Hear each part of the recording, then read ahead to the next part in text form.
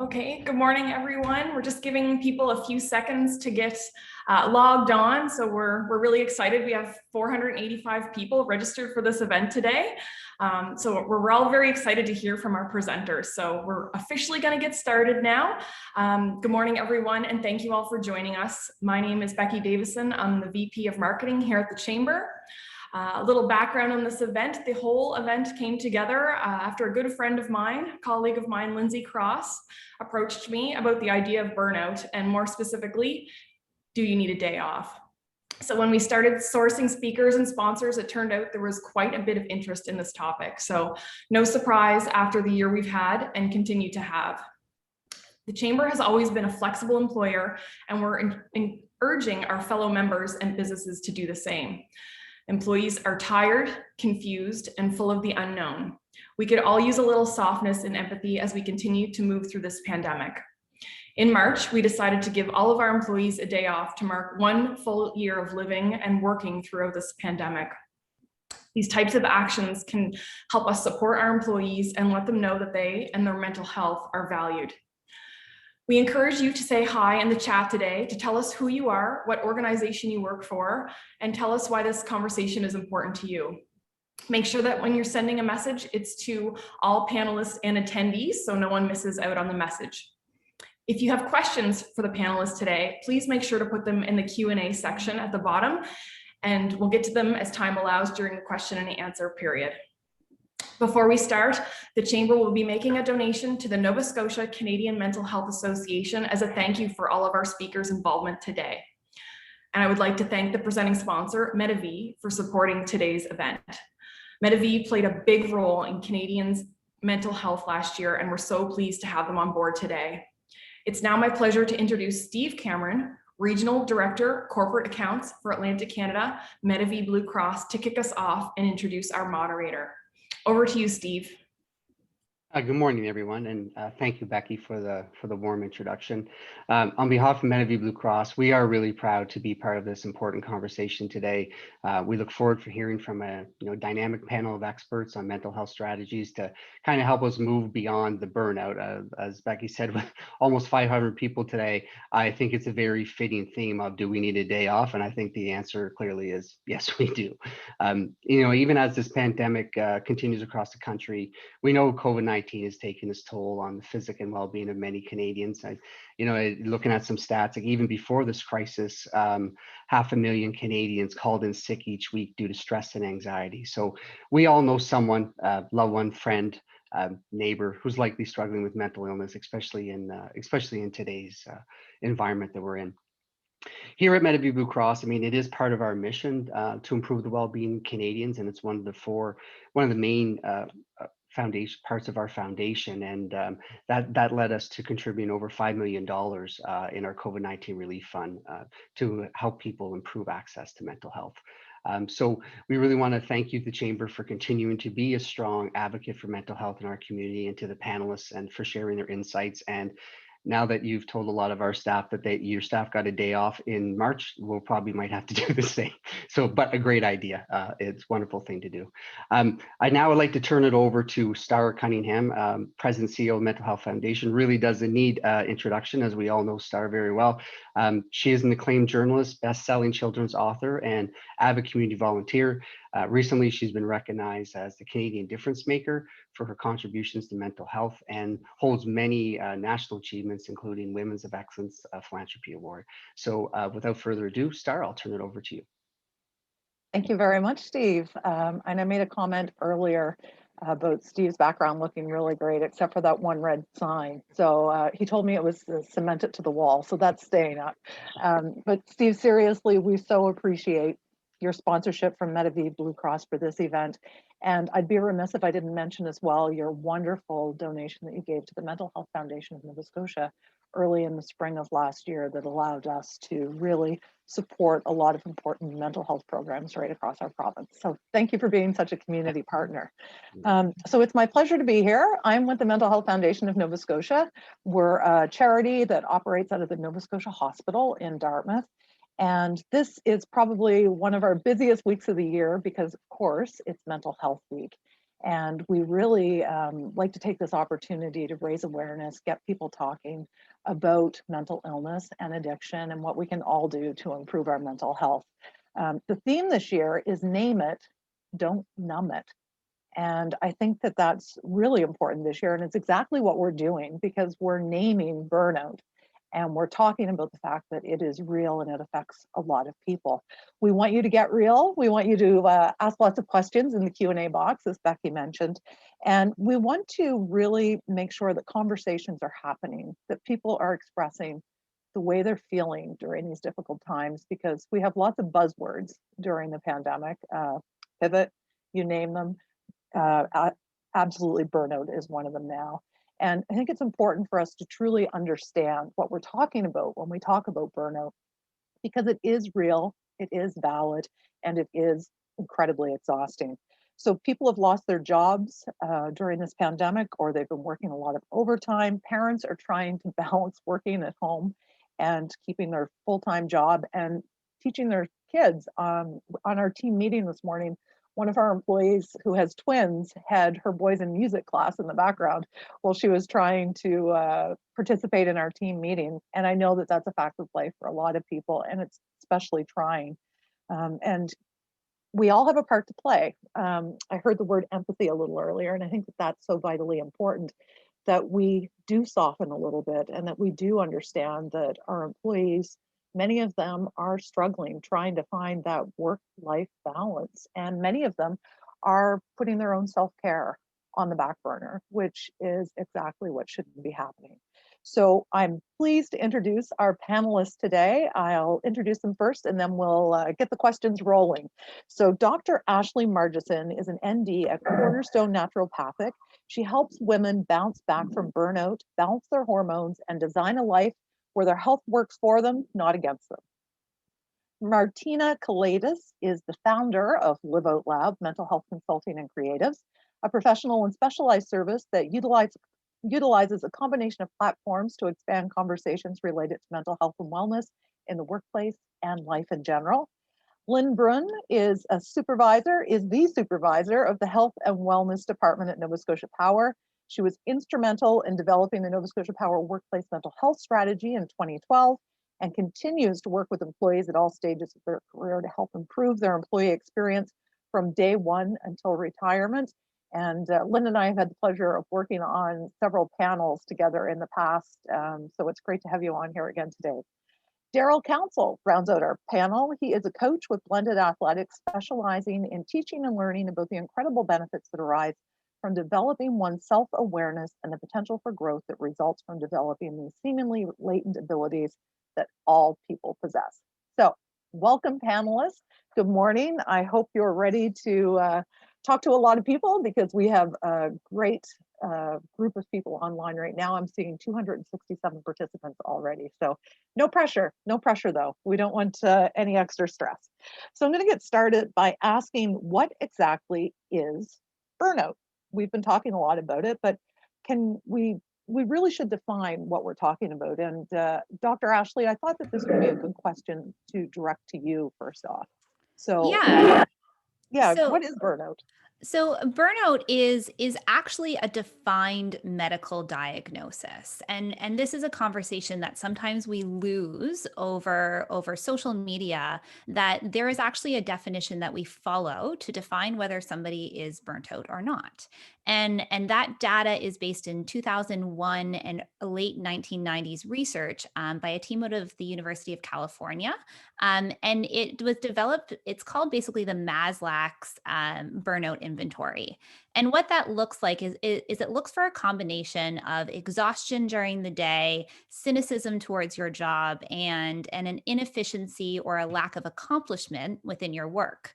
Now, a lot of the data that has been researched and collected is around employee burnout, specifically around physician burnout, because that just happens to be an area we're quite good at researching.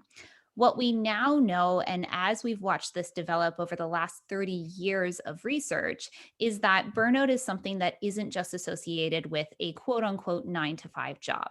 Stay-at-home parents get burnt out. People who are volunteering get burnt out. People who are engaged in entrepreneurship or part of a team get burnt out. And so what burnout truly is a combination of all of these symptoms that really leads to kind of this blah feeling around your day to day. So I should have started off, Dr. Ashley, by asking about your why, but I think you kind of answered that by talking about the fact that burnout is real, it exists. So what is your why for wanting to raise awareness about this?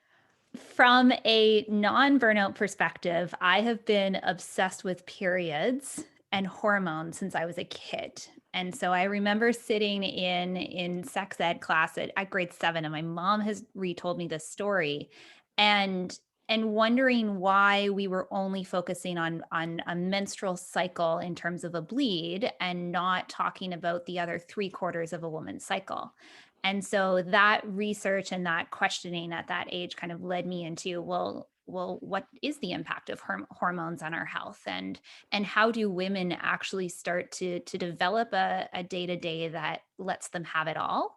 And I truly believe, and I live my life this way, and I work with my patients this way, that understanding our hormonal cycle is one of the ways that we can start to support our own bodies through burnout. And so I get to spend my day helping women do that, and having conversations on our podcast about burnout, and really just bringing the science to life. All right. Well, we said this was going to be a candid conversation. There you go. It's wonderful to hear your why, and I'm looking forward to hearing your answers as we proceed. Martina, why don't you take the spotlight right now and tell us a little bit about your why? Well, actually, my business, Life Out Loud Mental Health Consulting and Creatives, actually was birthed from a place of burnout. And so I was a personal development counselor and facilitator for 10 years, working in the nonprofit sector, working to support individuals in getting back into the workforce. So doing a lot of employability skill training. In addition to my employability skill training, I often supported individuals in crisis. So it was, whether it was mental health crisis, whether it was housing crisis, childcare crisis, it was a whole gamut. And I think over time, doing that and just continuously pouring out, I essentially left myself behind in the process. And through several years of I guess, running from some really challenging situations that's happened to me personally through trauma, I started to work more. I started to fill my time, my schedule, my life with all of the things so that I didn't have to face the uncomfortable realities within my own world. And so I tried to perfect through work. I tried to be all to everyone.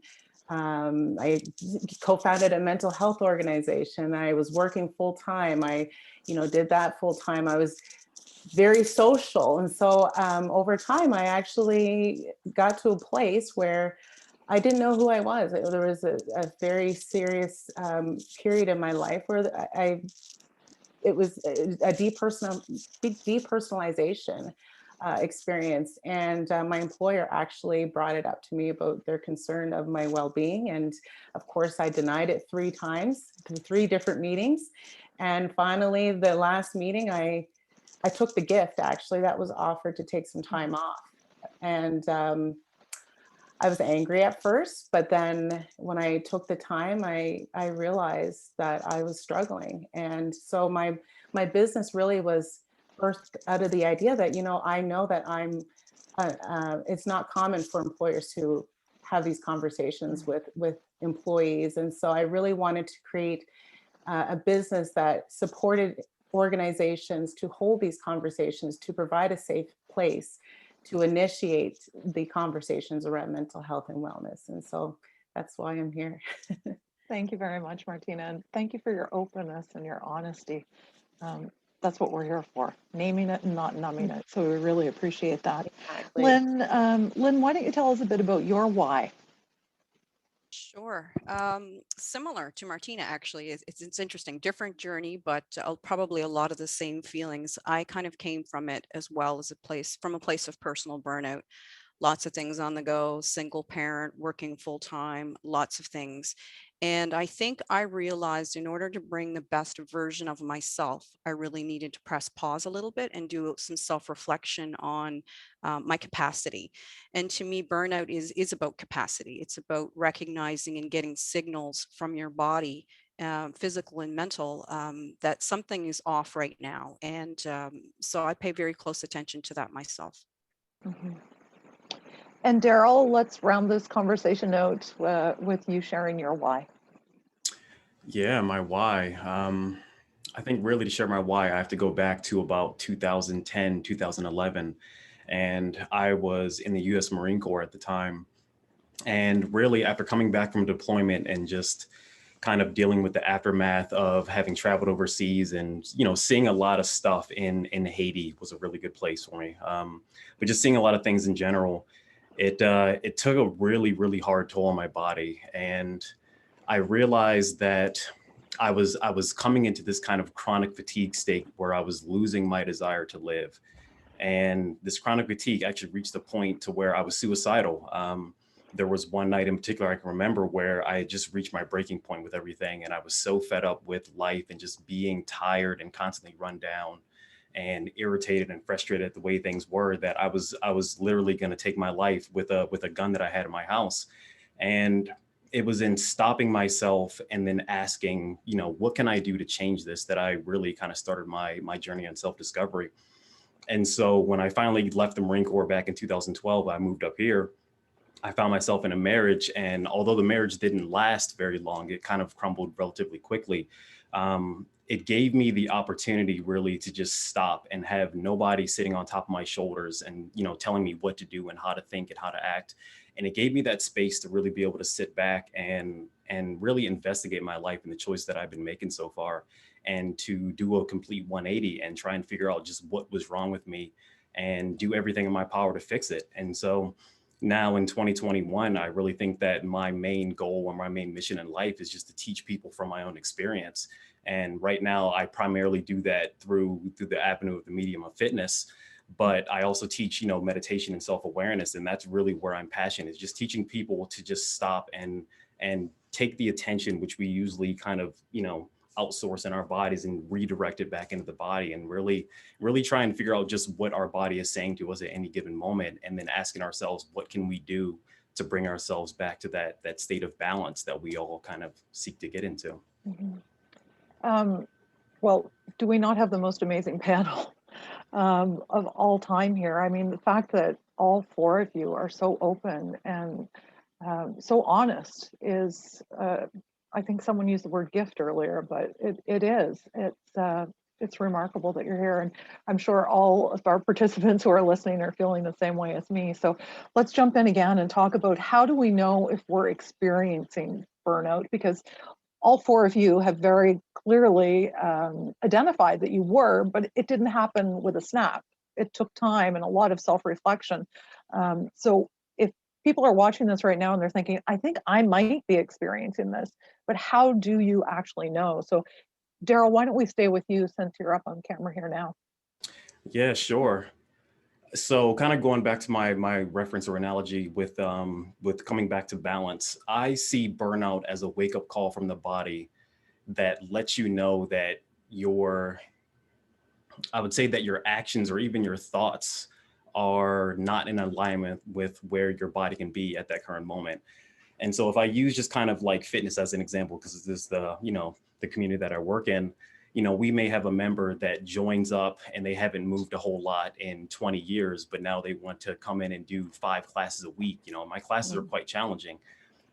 They may show up 5 times a week for a couple of days or a couple of weeks or maybe even a month or two. But at a certain point, it reaches a level to where, it starts to take a toll on their body, and they start realizing that they have another life as well. Maybe they have a ton of stress from work, or maybe they have relationship issues, or maybe they have health issues. And just with the increased demand on their body that they're putting on it from working out, that starts to take a toll on them. And they realize that they can't keep up with the pace that they've set for themselves. And so the body will quite literally start to give you signs that you need to slow down. And if we're not careful, we're not listening, we're not paying attention, it'll make you stop. And that's the point that we don't want to get to. And so, yeah, like I said, I see it as a wake up call. Your body will literally send you a signal that gets louder and louder and louder until you actually stop and, do some self-reflection and realize that you're not doing everything right. One of the things that I know I struggle with, and I'm sure a lot of people can relate to, is not wanting to give in to that feeling, not wanting to say, I can't continue doing this. I need to stop. I need to ask for help. How can you make people more comfortable with it, with saying that and owning that? And I think I'll toss this question your way, Dr. Ashley. That's a question that I actually don't know if anybody, all of us, I don't think we know the answer to that one.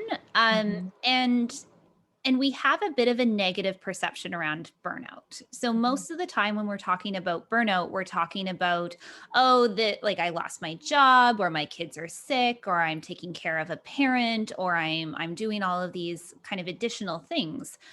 Burnout is a response of a stressor. And what burnout doesn't define is whether or not that stressor is good or bad. So a stressor that can lead to burnout can be something like getting back to the gym. It can be something like training for a marathon. It can be something like changing your nutritional plan. It can be a new job that's the right call, but it may be one of those things that tips you towards burnout. And so as we go through and we start to kind of understand when we need to ask for help and when we don't need to ask for help, we need to be aware that sometimes the right decision can also lead us towards burnout. So having a team of people around you who can give you reference points is one of those critical things around getting through burnout.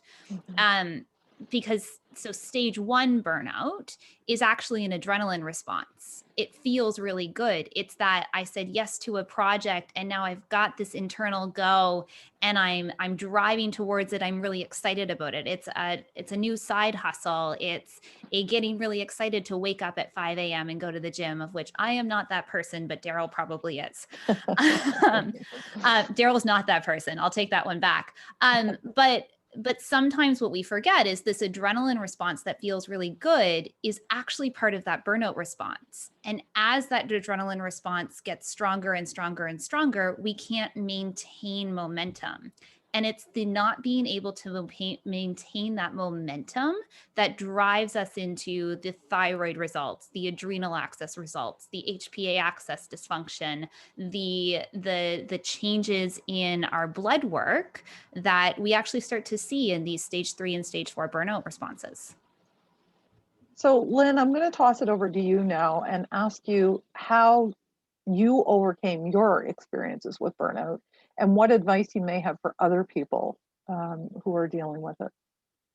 I think kind of the theme is to name it, not numb it, which we talked about earlier. I think that's very important. For me, self-care is a non-negotiable, and self-care is different for everyone. What works for me may not work for someone else, and I recognize that. And it's the same thing with balance. Balance is different for everyone as well.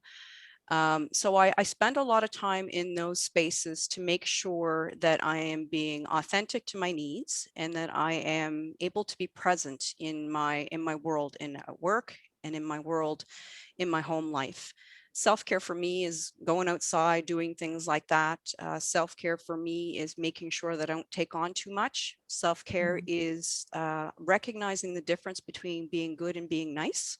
There is a difference, and it's a very important thing to know. You can't be all things to all people. You shouldn't be all things to all people. And I think it's a bit of a skill to learn to be able to navigate through that so that you recognize when you are at capacity. And I've done a lot of work in that area for myself. So it's a work in progress, however. And you work with a lot of employees too. So you're helping people. I do. I'm a certified peer supporter as well. So I do take my lived experience and apply it to supporting other employees as well. And we do have conversations about burnout and about other things related to mental health. So sometimes having a like-minded peer-based conversation is helpful as well, so that people don't feel that they're alone in their journey. Mhm. How about you, Martina? How important is the self-care is not selfish mantra to you? Well, I always preach how important it is, and then sometimes the actions in a gentle, self-compassionate way.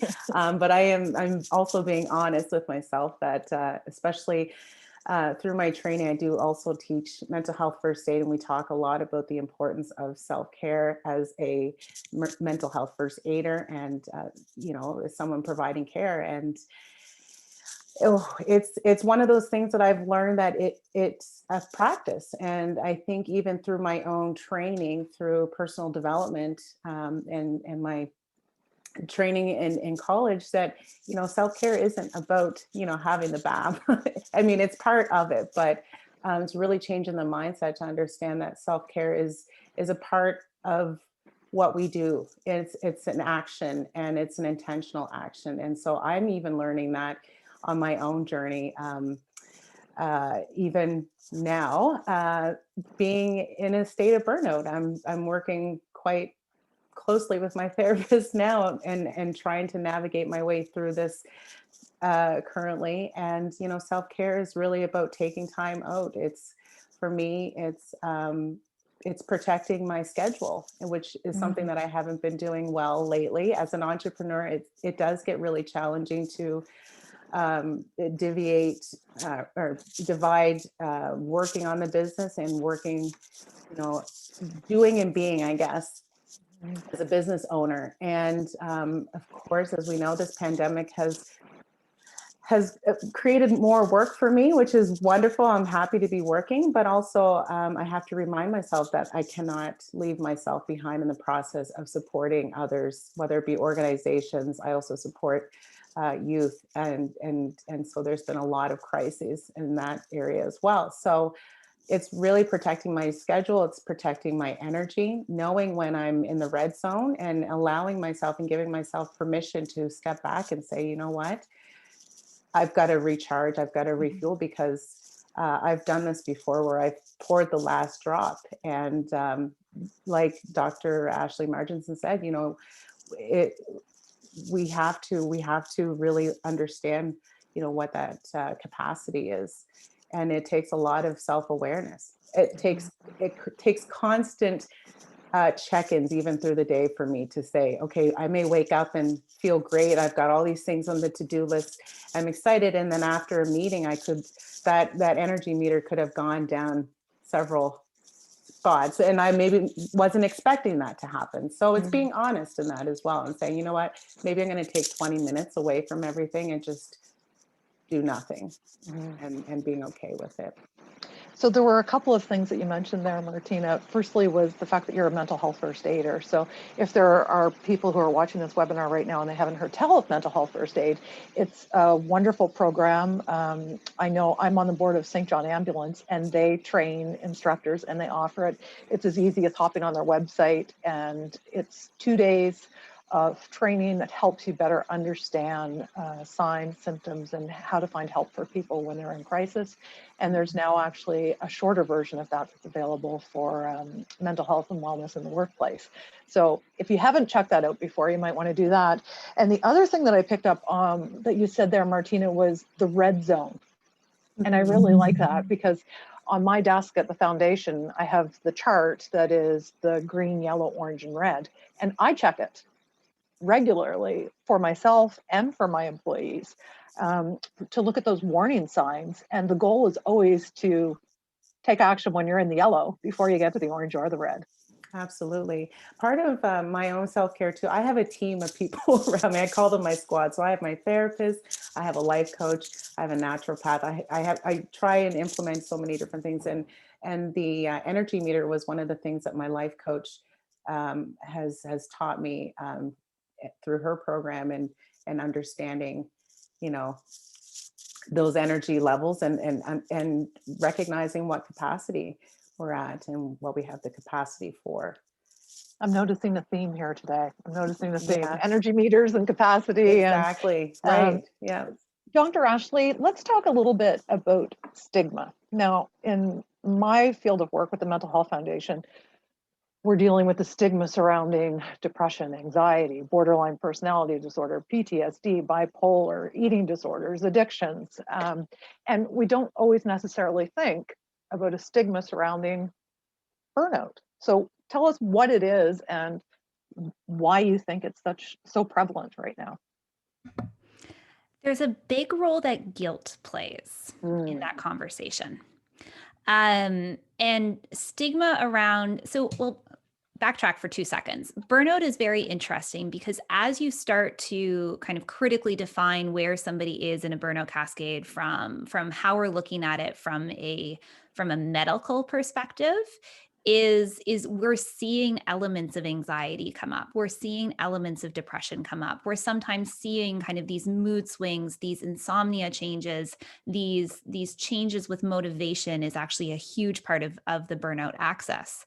And so a lot of times the conversation starts to be about, well, I'm just really anxious. I can't turn off my brain. I need to sleep more throughout the night. And what we're sometimes missing in the burnout conversation is actually defining that as burnout. So a lot of times we'll define it as anxiety, we'll define it as depression, which yes, those are there. And yes, it's very important. But when you're burnt out, all of these symptoms start to become heightened. And so treating anxiety is actually not the same as treating burnout. Treating depression is actually not the same as treating burnout. And so as we're moving through what the stigma around asking for help and feeling guilty about saying no and not maybe knowing how to put a boundary up, all comes down to how you've developed strategies in your life and whether or not your workplace, let's say, has a strategy around burnout prevention and burnout recovery as opposed to a wellness strategy. So I see a lot of really good things online of people doing yoga at work and meditation and bringing in mental health coaches, which is fantastic and oh so necessary. But that's a wellness strategy. A burnout prevention and a burnout recovery strategy is actually very different. And one of the things that I see in my practice around the stigma associated with it is feeling like you don't fit in to what people are defining as anxiety or depression or maybe not actually meeting that diagnosis. So Daryl, what would you say about the stigma? Would you agree with Ashley's point of view there? I think I would agree with it. I would have to expand on one point. I feel like the stigma around burnout partially stems from, well, the fact that we have kind of a issue with society or culture as a whole. We tend to put on really, really nice, pleasant faces in the midst of other people that are around us. And if you just kind of go into like your workplace and you ask a person, hey, how are you? 9 times out of 10, you're going to get the automatic response, I'm good. But oftentimes, if you listen to the way that a person says, I'm good, you'll often hear that they're not actually good. And so I kind of think there's this natural tendency for us, especially here in Western culture, to say that we're feeling some way that's different than how we actually feel, physically inside of our bodies. And so because we try and put on this mask that says, I'm happy because I'm always supposed to be happy, I'm going to take a selfie of me smiling, even though that's not how I actually feel, we're kind of feeding into the system that forces us to put on an exterior shell that says something completely different than what we're actually feeling in the body. And so for a person to actually stop and admit that they're struggling or that they're having issues with their mental health or that they're extremely tired, we tend to kind of look at that as a sign of weakness. In the fitness industry, again, that's what I'll go back to. People aren't exactly proud of the injuries that they have. And oftentimes people will come into the gym and they're hurting in some way, shape or form, but they won't say anything about it. And I know from my personal experience that it is because of a kind of a feeling of shame in the body, not wanting to admit that something's wrong with you and not wanting to be perceived as being weak. And so we hide it. We hide it and we put on that good face and we just kind of power through things and we keep it to ourselves. And then we just let it build up and build up and build up until finally something snaps. And then we find ourselves, in front of a therapist or, in a chair at a hospital or, what have you. Mhm. Lynn, we all know that employers play a huge role in their employees' mental health. That's a no-brainer.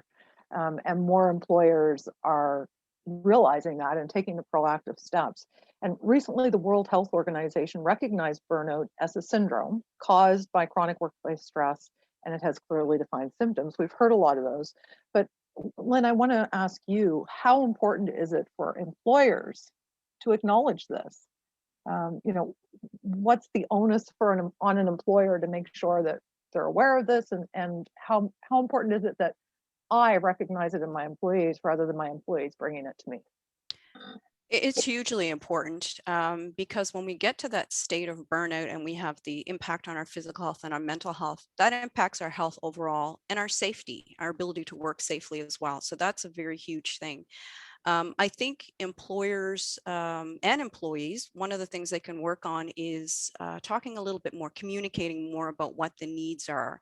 And the reason I say that is if a leader or someone in the organization is clearly able to articulate expectations about tasks, about timelines, all that kind of stuff, it allows a conversation to occur so that we may not get to the road of burnout. We understand what the timelines are around projects or things like that. On the flip side, we need to create a culture in an organization where people feel safe enough to speak out if they are struggling. Employees need to feel that they have the ability to ask for clarity if they're not sure about the tasks that are being put upon them, or if the responsibilities are really within their scope of abilities.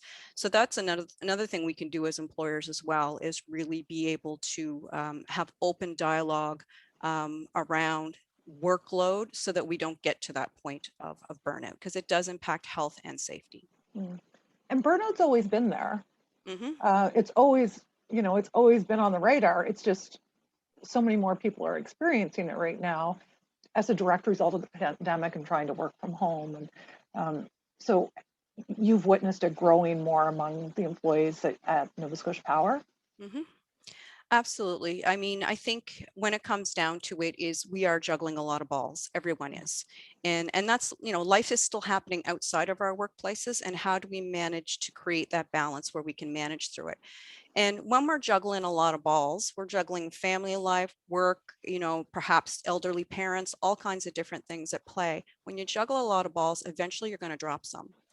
And you don't get to pick the balls that you drop. So what you need to do is you need to make sure that you're focusing on the correct things, the things that are the most important to you in life. So I have a lot of conversations with employees about that, and about, looking at what their capacity is, looking at ways that they can do things differently, looking at opportunities to reach out for support services if they want to work on their resiliency and those types of things. So lots of conversations happening for sure. So Martina, I'm going to go back to you here and ask if you've seen examples of employers who are doing a good job in creating a supportive workplace, and what we can learn from them. I mean, Lynn is obviously a great example of the work that she does at Nova Scotia Power, which is exclusively working with employees for their mental health and wellness. But what other examples have you seen, Martina? I've had many conversations with, I was a little echoey there. Can you hear me? All right. Okay. Yep. All right. I just got some feedback.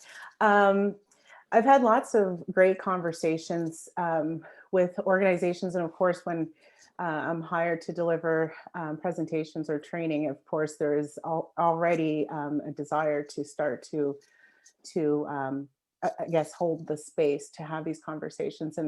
And so, like, just to echo what Lynn said, it really does require leadership to acknowledge that this is a health condition and it's a workplace health and safety issue. And the more we create that safe work environment to hold space to address ways of appropriately supporting employees, the better off that work environment will be. And creating that requires trust, and trust from employees that, supporting their mental health is not just a checkbox item. You know, it's about being intentional. It's about being offering a purposeful initiative in creating a healthier workplace environment that has healthy employees within it. And so when I actually did a presentation recently, it was a training, and some of the feedback from the I guess manager in the group was that this actually was more of a leader. This actually turned out to be a team building day, which was something that was not expected. And just from the conversations that we had, they learned about one another. They learned about some of the mental health difficulties that their coworkers had that they never talked about before. And so that opened up an opportunity to continue to have those conversations. I've had people ask about lunch and learn. So providing, of course, it's nice to give people their lunch breaks and let them, not actually be working, I guess, but looking at ways of, like, again, bringing the conversation to the forefront. There's been discussions about water cooler conversations. So virtual water cooler conversations where they might pose a question around mental health, emotional health to employees. And it's kind of like a guiding post for the week, and an opportunity to do this check-in with their employees and finding out what they might need. And so it's really about looking at ways of implementing strategies. Of course, every work environment is different, and what they have the time and resources as well is going to look very different. But it's first taking a step back and reflecting on, what is it that they might need, and looking at what the expectations are as well, and building a psychologically safe work environment. Things, I always remind people, things won't change overnight or won't improve overnight, just as burnout happens over time, and recovery happens over time. And so implementation of, these positive structures and organizational change will take time, but it's with each small step that we start today that is an important part of the journey and the process moving forward. Okay, so we've talked about kind of the signs and symptoms, and how you folks diagnosed, how you recognized where you were and that you needed help. And we've talked about employers and the role they play, but I want to take it a little bit deeper and talk about the importance of support systems. Earlier, Martina, you did mention you have a life coach and a therapist. And Dr. Ashley, I'm wondering, how important is the role of support in the treatment of burnout, and how do we treat it in the first place? So loaded question. Loaded question. I feel like I'm getting a lot of loaded questions. Sorry about that. But it's okay. It's all good. So it comes down to recognizing that there is no X plus Y equals Z in the burnout conversation. So burnout it's very rare that as you step back, so let's just say somebody's in full burnout and they're sitting in my office. The goal is to try and figure out what tipped that to get them over and kind of down, so that we can put that support system in place that we need. A lot of times as we start stepping back, what most people are looking for is well, that went wrong, so I'm just going to fix it so it won't happen next time. When burnout and treating burnout is recognizing that it's generally coming from 20% over here and it's 30% over here. And maybe there was a big stressful event that hit that tipped you faster, but you're never generally going to be able to find one thing that you can change or you can support to fix what's going on. Daryl's made some really good points in terms of, like, societally and culturally, we have a worker bee society, and the US is very predominant in this. Canada, not as much, but still much different than other parts of the world. And so we see this high job demand. We see that you're constantly expected to be on call. You're constantly expected to check your email. You get applauded by your boss if you respond to an email at 11 o'clock at night, because it shows that you're really involved in the team. And I look at that and I go, This is not a question of if, this is a question of when. And when it's a question of when, it's a question of how bad is it going to be? Some people might go through a period of 3 months. You might get a little blah. You might have a hard time waking up in the morning. You might get that mid-afternoon crash and then that spike of energy before bed that makes it really hard to fall asleep. That's low-grade burnout. High-grade burnout, especially in women, is development of autoimmune diseases, differences with fertility. You see cardiovascular risk. You see these really dramatic kind of outcomes of a combination of things over a long period of time. So the fix for burnout is recognizing that it's personal plus work, plus I call it a little bit of pixie dust, because sometimes it's just this perfect storm of things. And so as we're working backwards through that treatment response and through that getting you back up and running response, can you take medications? Yes. Can you take supplements? Yes. Can you change your nutrition? Can you move differently? Can you sleep differently? Yes. But then there's a whole psychological conversation of what does your workplace structure look like? What does your management look like? The leading cause of burnout right now, based off of the WHO and Jennifer Moss's research, is micromanagement, is the leading cause of workplace burnout, which most people don't recognize that is actually a component that plays into burnout. And so it's very difficult to actually give a blanket answer as to how do you treat burnout, because all of the pieces of the puzzle for every single person are going to be different. And so I'm going to interrupt you there just for Yeah. 1 sec, Dr. Ashley. When you say the leading cause is micromanagement, do you mean the manager who is micromanaging their team, or the team members who feel as though they're all being micromanaged? both. Both.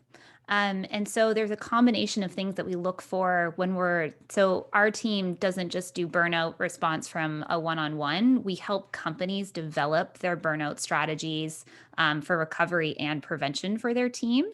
And you're looking at, does your team get enough feedback? Are you putting kind of boundaries in place to so from a micromanagement perspective, if your manager is applauding people who are staying up late in the office late to get stuff done, but then talking down about somebody who maybe has to leave early because they have to pick up their kid from school, that all of a sudden creates this gap.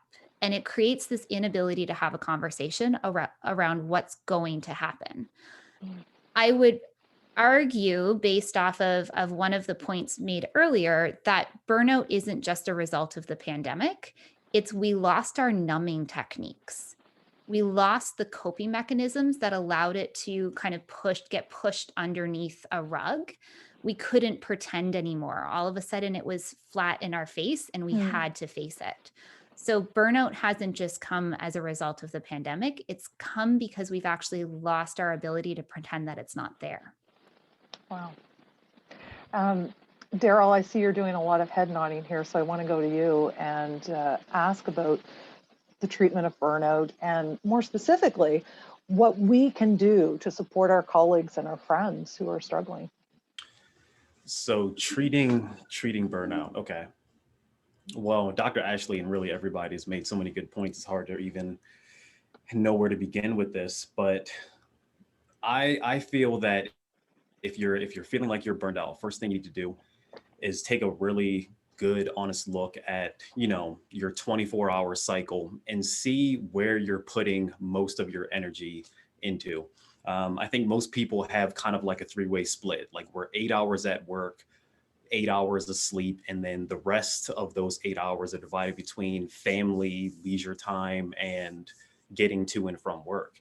And if I stop and I just look at, okay, where does most of my stress come from that tends to tip me towards the burnout side of the scale, then I'll see that, okay, maybe 1 week it's more heavily in work, maybe the next week it's more family, but then, like others have said, they all tend to kind of bleed into one another after a certain point.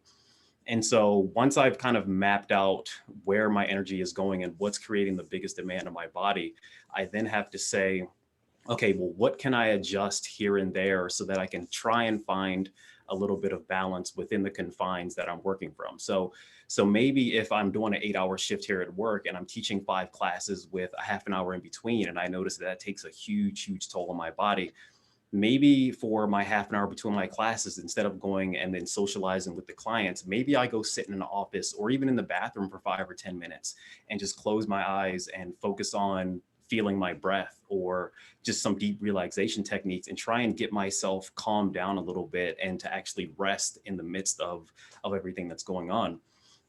If my stress then comes from, from the home life and taking care of my 3-year-old son, who I love him to death, but he kills me sometimes. Like he's a physical drain, on my body. Maybe I have to take a little bit of time away from him and, occasionally put him in front of the computer so I can just sit down and take care of something else. Or like I said earlier, like just close my eyes and take a couple of minutes to just do nothing. Maybe for another instance, I might look at, okay, well, how am I spending my free time? Am I on the computer endlessly scrolling on YouTube and Instagram and Facebook and social media?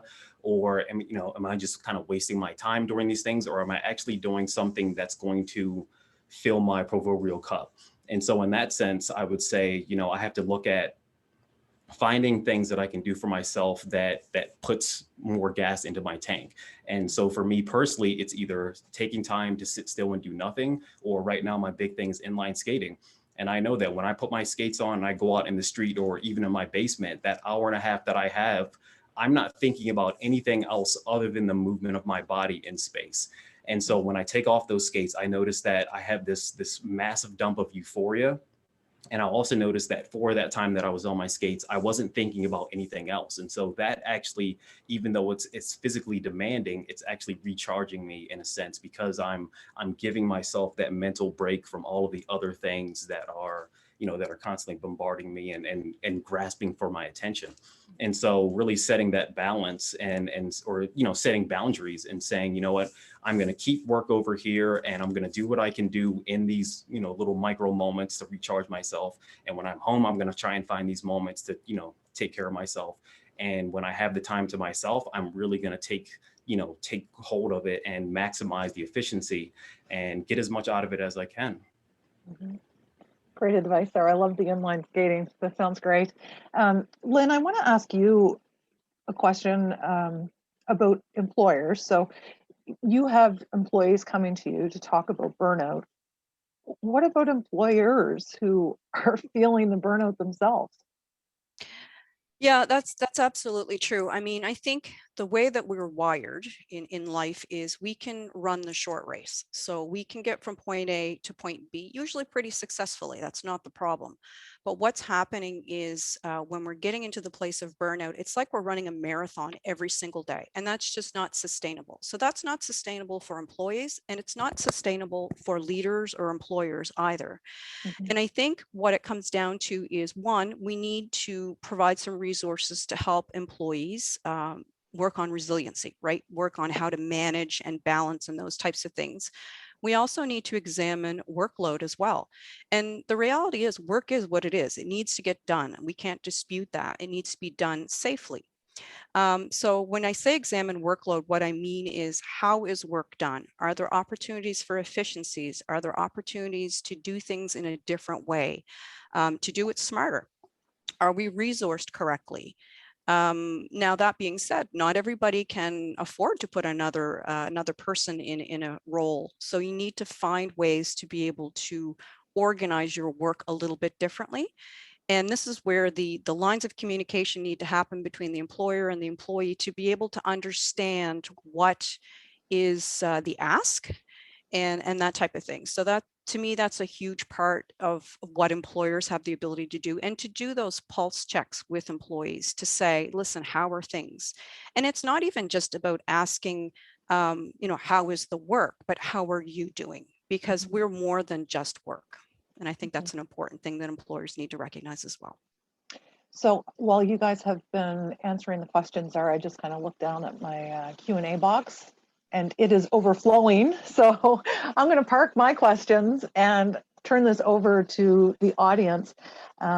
So if you have a question. Can I make one more point though, Starr? Just Oh, sure, sure. we go, because I want to reinforce what Lynn just said, that these pulse checks and these conversations, what all of the data around burnout shows us, it's the act of actually asking and staying in touch that helps to decrease employee and employee burnout. It's not actually the outcome. So you don't have to come up with the perfect outcome. It's the fact that you're constantly having these conversations and you're there checking in. That's actually the really important part about it. I like that. So take the pulse, but you don't actually have to have the treatment all you don't planned have out. to have the perfect answer. And a Right. lot of us we won't ask the question because we don't know what the answer is. But all of the data on burnout shows us that it's the asking the questions, it's the having the open communication, it's the caring about how people are just outside of the office. It's the really important thing. So I wanted to reinforce what Lynn just said, because the research backs that up over and over and over again. Awesome. And we'll keep you up here, Ashley, because the first question is for you.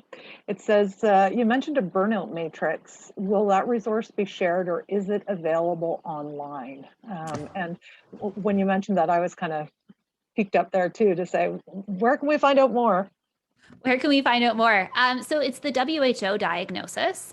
It's the Maslox Burnout Inventory. That is the only scientifically measurable way to define research, to define burnout.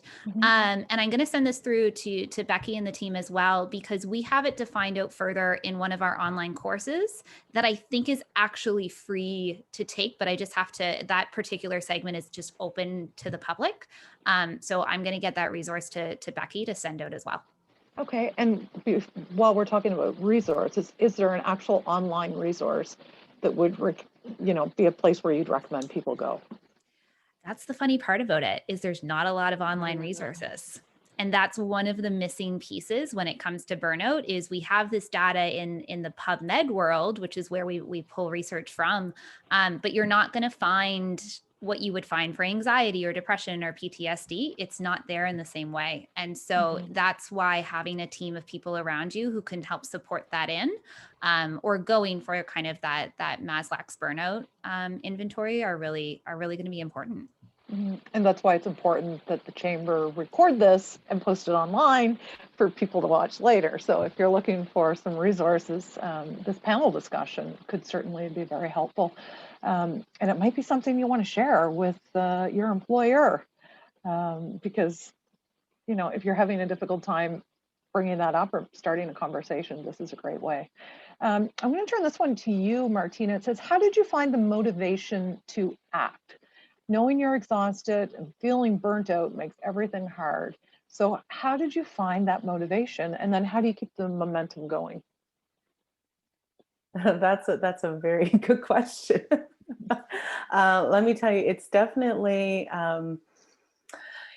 not easy. And I think the motivation, it's a lot of the mindset too. But what I find is that, when I'm continuously exposed to, stressful situations, whether I'm supporting clients in crisis or I'm working long hours, I've identified through the last couple of years, even this kind of cycling of burnout, that when I'm isolating myself or I'm not confiding in others or not wanting to socialize, because that in itself seems overwhelming, I tend to just kind of scale back, or I'm more irritable because of everyday activities seem, insurmountable. But I find a lot of that is because I'm exhausted and I'm just tired. I mean, burnout is that physical, mental, emotional exhaustion. And I find when I'm resting, so this past Tuesday and Wednesday, I actually changed my schedule and I slept all day. I worked through the guilt of you should be, and that's the other thing, we should on ourselves a lot. You should be doing this, you should be doing that. But I released that and I let myself, I adjusted my expectations and let myself just do what I needed, because I knew that I could not even come to rationalize getting motivated to do the next thing if I didn't have the rest. So that's where it starts for me. That's something that I've acknowledged in myself. So I slept the last 2 days and I'm feeling already so much better. So now I'm planning ahead for next week and I'm looking at it piece by piece, and I'm starting small. So not giving myself these huge to-do lists, you know, of things that I need to get done, because that again overwhelms me, and that's part of the exhaustion. So it's just really being gentle with yourself and showing yourself that kind of compassion as you would if you were supporting someone that you cared about or you love. If they came to you and said, you know, I'm really struggling with X, Y, and Z, you know, we wouldn't say, well, you should be doing that, or you should just get up and you should find some motivation, read an inspirational quote or something, you know, like that's not going to work. But let's show that same kind of love and kindness to ourselves. And it's a daily thing. And sometimes some days I wake up and I'm like, you know what, it's hard. I'm tired. I don't want to do this meeting. And, you know, I know it's part of this recovery, and it's okay to feel that way. But it's just, again, focusing on what do I need in this moment. So you just received a silent round of applause there when you said, I took the time and I slept for 2 days. I saw several of our panelists clapping their hands. I'm going to challenge you a little bit with a question. If you're an employee and you wake up and you feel like, I can't do this meeting, I need to sleep today, how do you convey that to an employer who is not open to having conversations about mental health, mental wellness, burnout? I think that happens a lot in our workplaces. We talked earlier about stigma, and we talked about, you know, there's the societal stigma, but there's also the self-stigmatization that happens. And if we know that it's not safe to have these conversations, then I think a lot of the times we're showing up to work exhausted. We know that there are high presenteeism rates where people are showing up at work, but they're not really fully there and working at, you know, capacity. Absenteeism rates are high as well. And I think if we, you know, I don't have the full scope of the research or the data, but, you know, how many times have I called in sick based on a physical illness because I knew mentally, you know, I was experiencing symptoms of severe depression. But I would say that it was because of a physical illness, because that was more acceptable, you know. And, you know, it's really challenging. I don't even know if I have an answer for that, because it is something that it's about changing the, you know, misconceptions about what mental illness is, and you know, the challenges and the stigma around mental health.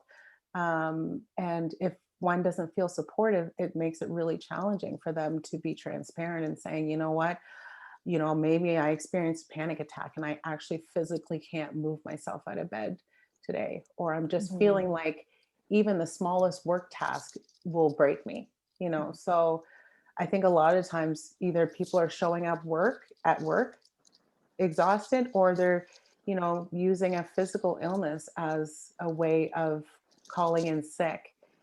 And I think, you know, some organizations have been incorporating wellness days or personal days. With my previous organization I was with, we had personal days, which we also could use as mental health days, but they were taken out of our sick time. But I think that's a start. But yeah. I've been firing tough questions at you guys. That is a hard one, Starr. I know, I'm sorry, but they're questions that, you know, pop into mind, and I think, wow, like it's great to tell people, you know, to have these conversations, but sometimes the hardest part about having a conversation is knowing how to start it. Exactly. So I'm glad you did mention mental health days. At the foundation, we have mental health days for a year. So we offer one every quarter. Well, take back the word offer, because I don't offer them. I insist that every employee takes a mental health day every quarter. And that mental health day cannot be used because you're physically ill. It's to be used for you to take the dog for a walk to the park, to clean out a closet that's been bothering you, to just decompress.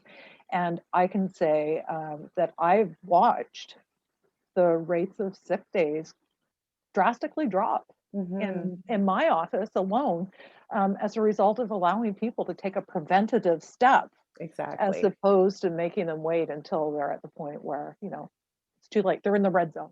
Well, that's Like it. we And that's talked one of about the earlier. things, it's like one of the things I'm learning is that if we don't make time for our wellness, we will be forced to make time for our illness. And that's something that I'm trying to carry with me. And so I'm glad you mentioned it's a preventative thing, because it's, not when we're just in the depths and just can't physically move, but let's work on just taking the time off and working in the garden, or taking the time off and sitting on the patio and reading that book we've been putting off for forever, So I think Daryl had a comment there. Yeah, I do. Thank you. Thank you for mentioning that.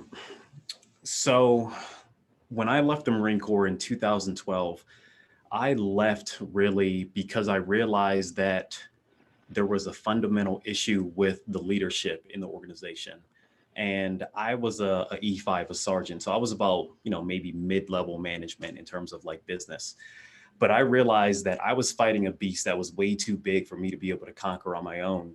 And so I realized that the best thing that I could do to preserve my health and my sanity and my overall well-being was to leave that organization altogether. And so your question was about like, what do you do if you have an employer that doesn't really recognize mental health issues, or, has a really, really bad stigma around that? And it's not the answer that most people want to hear, but sometimes you might just have to walk away from that organization altogether and, try and preserve what's left of your health and your sanity. And it can be a really, really hard and scary thing for people to do, especially in this current time where, like me, like our gym is closed and we don't know how long we're going to be closed for. If I were to suddenly step away from this, like, how am I going to pay my bills and, keep a roof over my family's head? And so, you'll have to struggle with that option of leaving something that's killing you and embracing uncertainty, or staying in something that's killing you and just try and ride it out the best that you can and hope that it changes. And oftentimes, if it doesn't, at some point you're gonna have to cut the cord and walk away. And ultimately you'll be okay. I mean, I think most people that are watching this have probably leapt into the unknown at some point, and magically, mysteriously, life aligns to make sure that they're taken care of. But I think that's something that you have to get comfortable with, is the uncertainty of things, and be willing to take that step and make that jump to the unknown, and just figure out where you'll land eventually. One of the questions that is up here comes from Vicky, and she asks, as someone who has burnout from my disability activism, how do I deal with the guilt when I take a rest? And who would like to speak to that? Can I take Dr. that Ashley? one? Yeah. Yeah, because I think I can tie in the last conversation too, because we're sitting here and we're talking about this in the sense of like, we all have a little bit of a capacity to change our schedule around. The conversation around burnout and burnout prevention and taking a rest has a bit of a different meaning when, let's say, you're a teacher or you have to show up for a shift and you lose your job. Like there is an inherent privilege in being able to take a rest day, which I love. And I think that culturally we're moving towards being able to implement more mental health days into our workplaces for that inherent reason. But there's also a very large component of the world today that doesn't feel like they can take a rest, doesn't feel like they can stop, doesn't feel like they have the capacity to have those conversations with their employees. And so this is where glass balls and plastic balls come into play.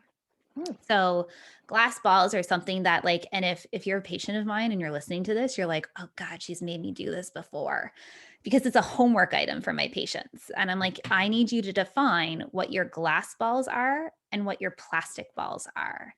And just like Lynn said, if you're juggling all of these balls, if you're juggling too many, eventually one of them is going to drop, and you're not going to be able to decide what that one dropping is. Knowing which of your balls are glass are what you get to concentrate on.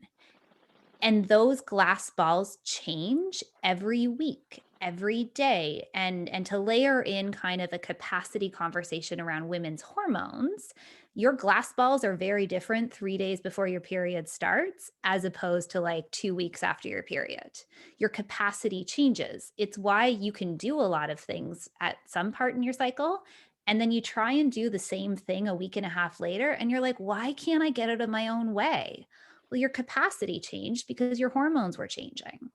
And so this conversation around doing less, not more, when you can rephrase it around what's my glass ball today versus what are my plastic balls, it takes that guilt conversation out a little bit.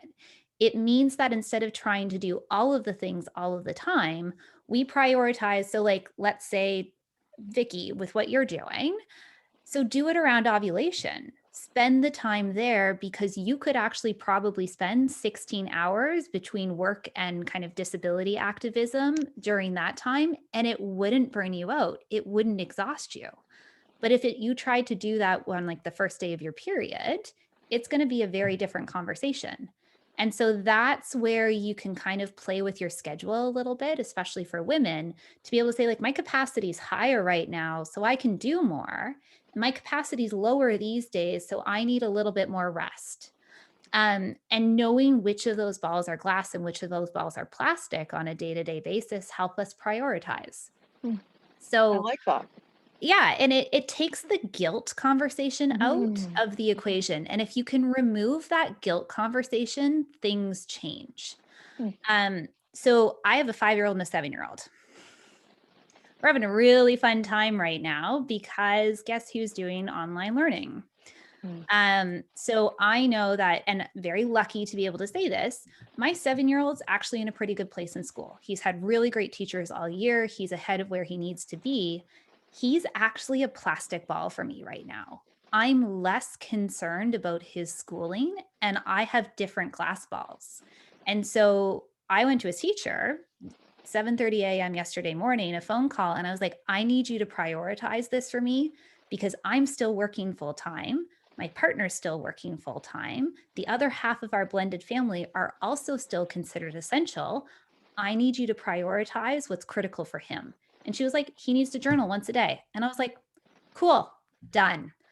All of a sudden, that stress was completely different because he's a plastic ball right now. I don't have to worry about that in the same way that I have to worry about something else.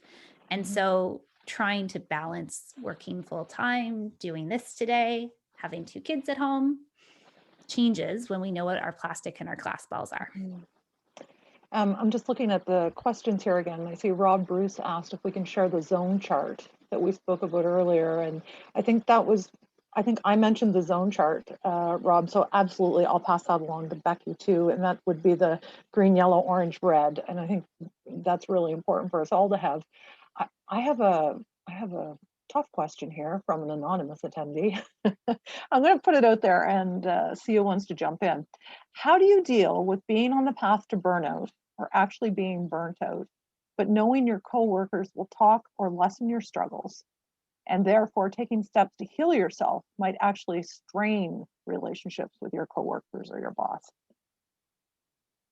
Who wants to take that? I can take that one. Okay. If I can recall the question, because it was a bit long. So I think I can certainly relate to that on a personal level because I have been in that place where I was struggling with my mental health and ended up missing time. And I knew my missing time was going to impact my coworkers. And that's very real because, again, work still needs to get done. We still need to deliver on our expectations that our customers and clients have. But I think creating a culture in which people recognize, again, that mental wellness is just as important as physical wellness is one of those things that needs to happen more in organizations. We need to be mindful of that. Because if someone was going off for any other reason, if they were going for cancer treatment or anything else, we would find the space and we would support the coworkers to say, don't worry, we'll get through this. It seems like it's a little bit different sometimes when people are struggling with their mental health. There's a little bit of that stigma there. So there's work to be done in that area to support people. We also need to ensure that coworkers and peers understand that if they were going through something, we would do the same thing for them as well. So that's an important factor as well, is to make sure that people respect the fact that there are times in your life where you're going to have peaks and valleys, and you may need the same support of your coworkers. But certainly I can relate to that on a personal level, what it was like. And one of the things that I strive and I work really hard to do in our workplace is to try to encourage open conversations on what people's needs are, and ensure that we address those, understanding that sometimes you are short-staffed, but what can we do together to support each other? Mm-hmm. Martina, I'm going to toss this question over to you because of the fact that you're an entrepreneur. What are some, oh, I think I went too far. Yeah. Do you have tips for maintaining balance in life when being an owner or manager of a small family year-round accommodation business and working 365 days a year? Business is not big enough to hire help with management. So how do you practice self-care then? Wow, that 365 days is a lot of days to be working. And you know, it's funny because it just kind of reminds me of a conversation I was listening to on CBC. I don't know if it was yesterday or today, about farmers and kind of the challenges that they have, also not being able to kind of get away from work, and farm life always exists, and not being able to go on vacation, all these sorts of things. And I think, you know, especially when you own a business and you have very limited resources in terms of hiring or, you know, getting additional help, it's, again, it goes back to prioritizing. I can't stress that enough, and reevaluating what your capacity is and what the priorities are for the business operation, and not expect yourself to work 365 days. It's not sustainable. You know, if you know, maybe the adrenaline will take you so far, but then it gets to a point where you continuously are working from a deficit. And I think it's important that you know, it's somehow, whether it's through government funding, I've actually started looking at different resources to secure funding to assist with certain parts of my own business, and understanding I can't do it all. There's so many parts of being an entrepreneur that I'm learning, because I had no intention on being an entrepreneur. It wasn't something that I ever dreamt of doing or being. And so, but here I am because of a situation that just kind of led me to work for myself, but realizing that there's administration, there's marketing, there's the, you know, the creation of presentations, there's the networking, there's the delivery of presentations. And so I could potentially work much longer than what I've actually been doing, but I've had to set limits and realize that I can't be working till 10 o'clock at night and waking up early in the morning to get back at it again. So looking at what's priority, and some things just don't get done. But I don't know, like, especially with that industry, what was it, accommodation? Yeah. I mean, it's very different from what I'm doing. But again, it's sitting down with someone you trust, someone who can support you, and looking at where you might be able to delegate some of those tasks, because it's certainly not sustainable to work as much as, yeah.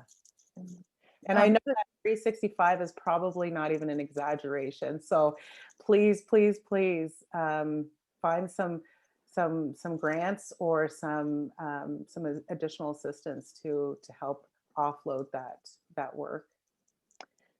This is a question I'll toss out to all four of you. Whoever wants to jump in first, just give a wave. It comes from an anonymous attendee. Once you've moved through burnout and started treating it, how do you trust yourself not to let it happen again? Daryl. I think Dr. Ashley beat me to it. Go ahead first. I'll go second. No, Daryl can totally go first. I'll go after. So I want to go backwards a step actually first and say that about 2.5, maybe 3 years ago, before my son was born, I was actually in that same position where I was working 365 days, a year. I actually did that for about 14 months, where I literally did not have a single day off for almost a year. And at that time, I was working at multiple locations. And really, I didn't have an option of, getting more government funding or even subsidies or even taking time off. I had to do what I had to do. So to keep myself from getting burned out, because actually looking back now, I realized that I wasn't burned out despite the fact that I was working literally every single day. But I made the most of the free time that I had. And kind of like I said earlier, microphone fell.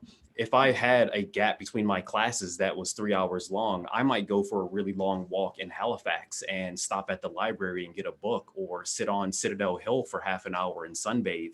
And I took those little micro moments that I had space, kind of sprinkled throughout my day, and I made the most of that time that I had. And so in that case, actually, I didn't burn out at all. I mean, it wasn't ideal, but I did what I had to do until I got myself in a position to where I no longer had to work for 365 days a year, 7 days a week.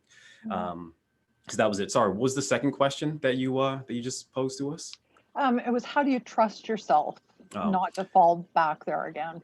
Okay, so in that regards, and I'll keep this short, I think you have to be vigilant. And this is why I'm always stressing the importance of self-awareness, is that you have to have your attention reflected back in the body to be able to catch those little instances of anxiety, or, to be able to really feel the subtleties of those energetic changes that you have throughout the day.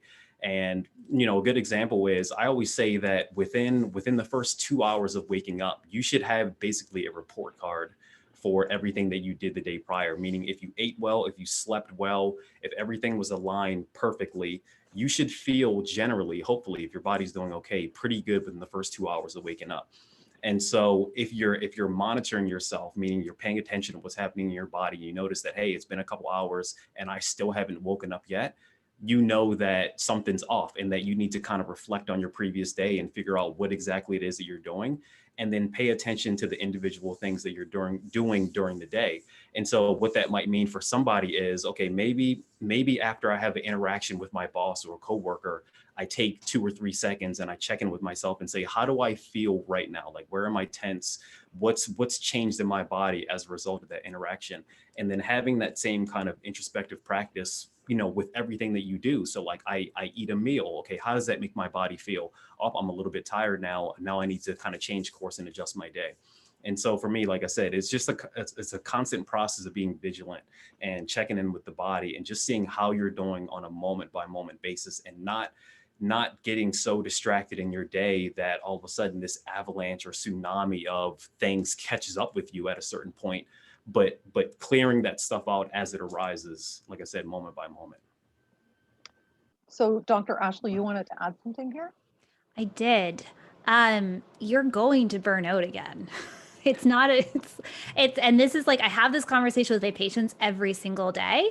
If you've hit full-fledged stage 4 burnout, cool, we're going to pull you back to stage 3, to stage 2, and then to stage 1. And then you're going to hover in that like early phase 1 area, because you're going to find things that you get really excited about, and you're going to find things that you're really passionate about, and you're going to get, to do this new activity or this new job or this new segment that you're really passionate about. And so there is always the chance that you're going to tip back into burnout. It's a question of, what are your tipping points? And so there's 4 cornerstones that we focus on: movement, what you put in your body, your happiness, which is technically how do you set boundaries, and your sleep. And this is really kind of the same idea as Daryl's report card, waking up in the morning. Those are the 4 areas that we focus on with a wellness strategy, with a burnout prevention strategy, are where we focus.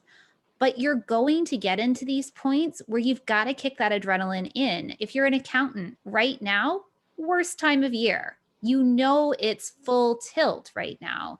If you're working in a not-for-profit area, it might be different. If you're working in accommodations, guaranteed there's a downtime in the year somewhere. You just have to find it. And so what we're doing from a true burnout prevention strategy is we're figuring out what your body's unique tipping points are. So mine are like, if I haven't slept a couple nights in a row, that's a massive warning sign for me. And I'm like, oh, my brain's spinning too much. I need to pull back. I need to like get my partner to take the kids somewhere, or like call my mom for help, or like put a block in my schedule at the end of the day, try to wiggle a patient so I can get it at 4 o'clock as opposed to 5 o'clock. And so those are things that we look in for those tipping points. Because if you try and avoid burnout, you're not going to grow. You've got to put yourself into those uncomfortable positions. It's, do you know what those tipping points are to be able to recognize when your system can handle it and when it needs a little bit of extra support? And from a full on like nerdy note on the biochemistry perspective, you can run on adrenaline for 13 and a half weeks. That's your adrenaline turnover. That's your cortisol turnover for your body. You can get 13 and a half weeks. And if you get 13 and a half weeks and you don't stop after that, you've got 2 more weeks until you crash. And that is just full cell turnover. That's the timeline. So if my patients are going into crazy intense times, or maybe they're transitioning through a job into a different one, you're like, you got 10 weeks, because then you've got a buffer of 3 just in case. And then there has to be a recovery period put in. And one of the reasons that we're seeing burnout at such a higher level right now is we keep getting told it's just 2 weeks to flatten the curve. You're like, I can handle 2 weeks. Right. I can mentally handle that. I can run on adrenaline for 2 weeks. I can have my kids home from school for 2 weeks. It hasn't quite been 2 weeks. Mm-mm. And so that's where managing through that adrenaline to that cortisol to that natural energy versus fake energy is really important, because this is a marathon. It's not a sprint. Can I add something as well? I think I also have a role to make sure that I'm not impacting someone else's burnout too.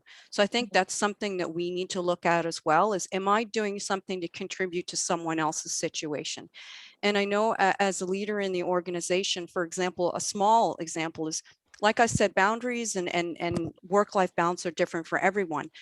I don't have small children. My children are in their 20s. So I'm in a different part of my life cycle. So if I'm lying in bed and I think of this really awesome idea at 11 p.m., it might bother me if I don't get that out there. So it works for me. So what I'll do is I'll fire off an email, but I always do a send delay on my emails that I send after hours, so that I'm saying to my team, I don't expect you to check your email at 11 p.m. It works for me right now, but you don't need to do it. So I think I need to make sure as well that I'm not contributing to someone else's burnout. All great points. And the only thing we're missing here today is more time, because our clock is ticked. It is 12:27 according to my cell phone. So I'm going to have to wrap it up here, but I want to emphasize again that this has been recorded and it will be available for watching again, for sharing with your friends and family, your colleagues, your boss, whoever you want to share it with. So I'd like to thank Dr. Ashley, Martina, Lynn, and Daryl. Couldn't have asked for a better panel. You spoke openly and eloquently. It's all about naming it, not numbing it, and that's what we've absolutely done here today. As well, a great big thank you to our sponsor, Medavie Blue Cross. Thank you for recognizing the need for this conversation and for making it free and accessible to all of our attendees. And of course, thank you to the Chamber. The Chamber has been putting on some fabulous webinars over the last 12 months, 13 months, and this is certainly one of my favorite. And finally, thank you to all of you for showing up. I hope you learned a few coping mechanisms, a few new skills. And I know I'm going to remember to check my capacity, to keep an eye on my energy meter, to do pulse checks. Don't expect myself to be able to solve everyone's problems and be able to diagnose and treat someone else's burnout. And I'm going to name some glass balls, plastic balls, and sprinkle them with pixie dust.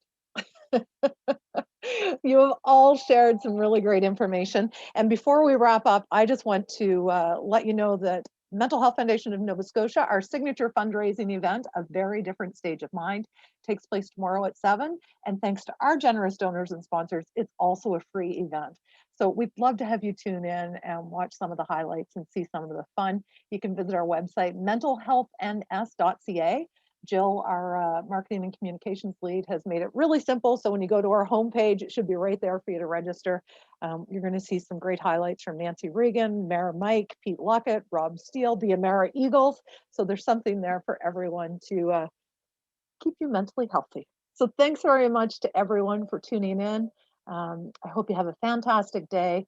Take care of yourself. Be kind. Be gentle.